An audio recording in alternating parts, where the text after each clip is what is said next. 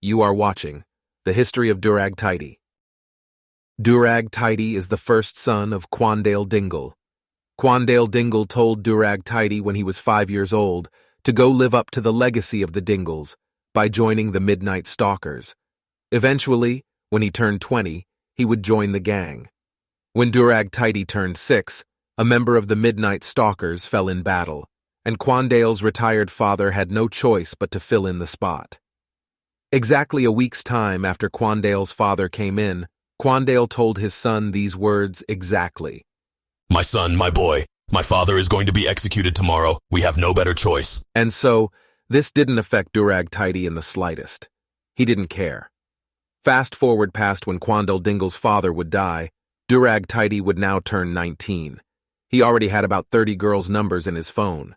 But this all changed when Mr. Wealthy came around, the person who gets all the girls.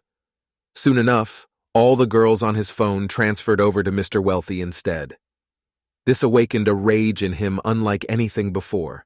This rage only increased when he figured out that Mr. Wealthy paralyzed Quandale Dingle, Durag Tidy's own father, in the left ear.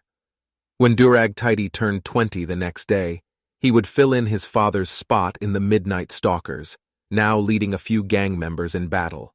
Next up in the Midnight Stalkers came the famous iShow Speed, but we'll be calling him Speed for the sake of today. As you may know already, due to the terms of service in the Midnight Stalkers, he had to change his stalker name to Yabba-Dabba-Doo-Dah. Why this name?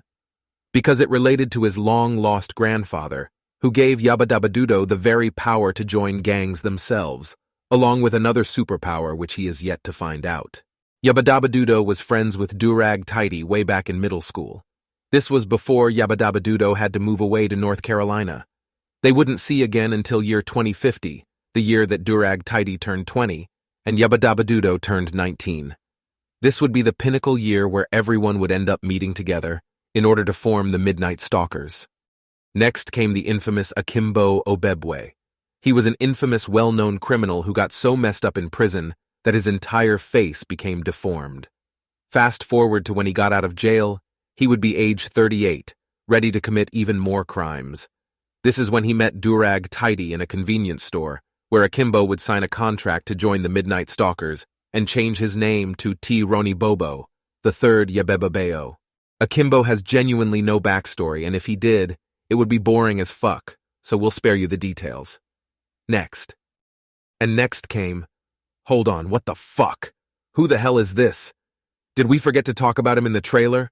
Cut, motherfucker! Roll the trailer back right this second. Being they wanted to hunt down. The first one, who is the genuine leader, goes by Durag Tidy. Then came Speed, who you may know already.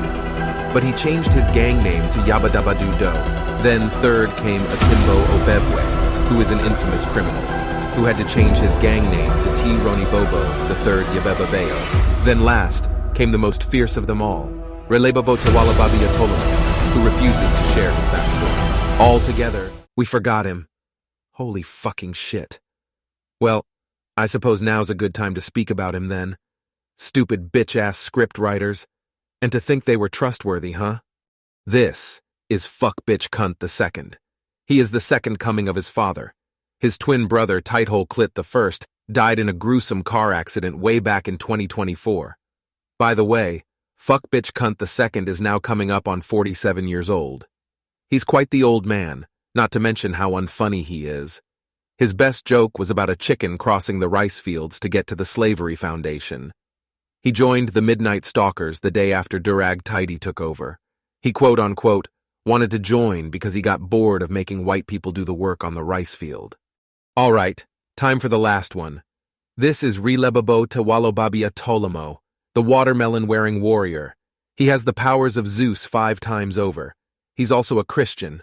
Though only being 18, he is definitely someone to be scared of. Relebobo Tawalobabi Atolamo is a sword fighter. He loves the blade's arts and will never give up on a good battle. Talk about a true fighter.